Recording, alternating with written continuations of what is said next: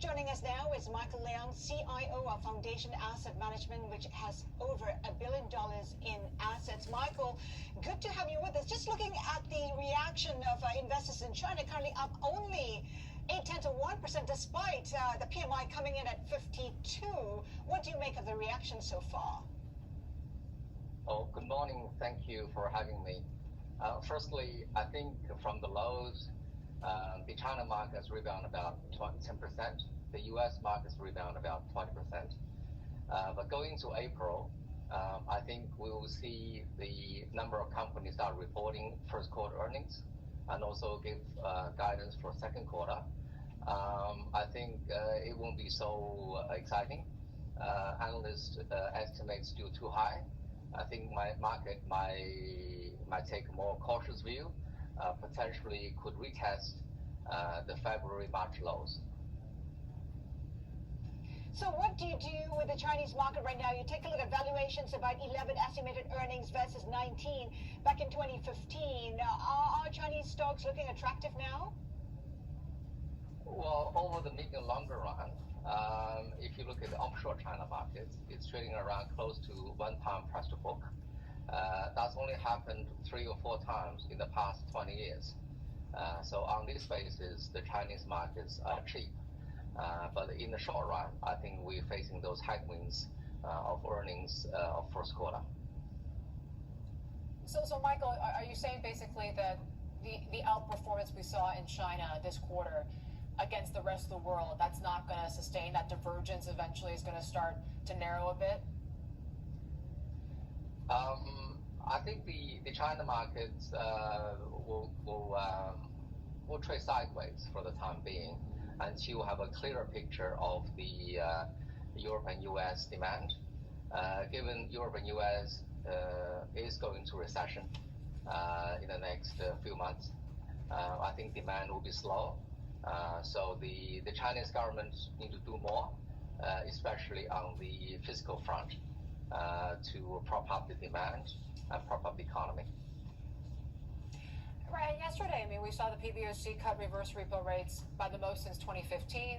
The Politburo seemed to be suggesting that we could see some massive fiscal stimulus measures, and the market kind of just shrugged it off. Is the market just skeptical we're going to get that type of stimulus, or are they just expecting more? On the monetary front, I don't think there's a lack of liquidity in China. If you look at the corporate bonds or high yield bond spreads over the Chinese government bonds, it's nothing like extended like the U.S. market. So I don't think it's a liquidity problem.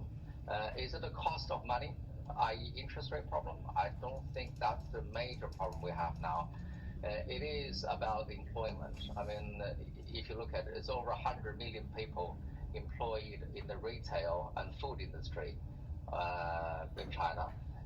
Given the extended lockdown throughout China, I think we might need to see there's be more opportunities for these people get back to work, and also the domestic demand need to be pushed up. I think those issues can only be addressed by fiscal policies. Michael, some say that China's commitment to support the financial markets could lead to a bubble instead if these gains were to continue the way we saw back in 2007, as well as 2015. Your thoughts on that? What are the risks of that happening? I think on the monetary front, again, there's a room to lose, but I don't think it's the important mechanism right now, given the liquidity is quite abundant. Given our view, on the monetary front, the policies will continue to be reasonably accommodative. We don't see there is asset bubble in China. Michael, before we let you go, if you need to stay invested in the Chinese markets, what do? We saw in the past month, it was the consumer discretionary, the telcos, the tech stocks that were the worst performers. And then you have the consumer staples, the healthcare stocks that really led the charge. Do you have to stay a little bit more defensive? Yes, I think over the short run, you need to be either defensive or have your portfolio hedged. But I think over the longer run, the internet, e-commerce space, gaming are very interesting. healthcare, especially IED, very interesting. Education, after-school tutoring are very interesting. And also, in terms of physical demand, fiscal policy support, so like power transmission, cement, also very interesting.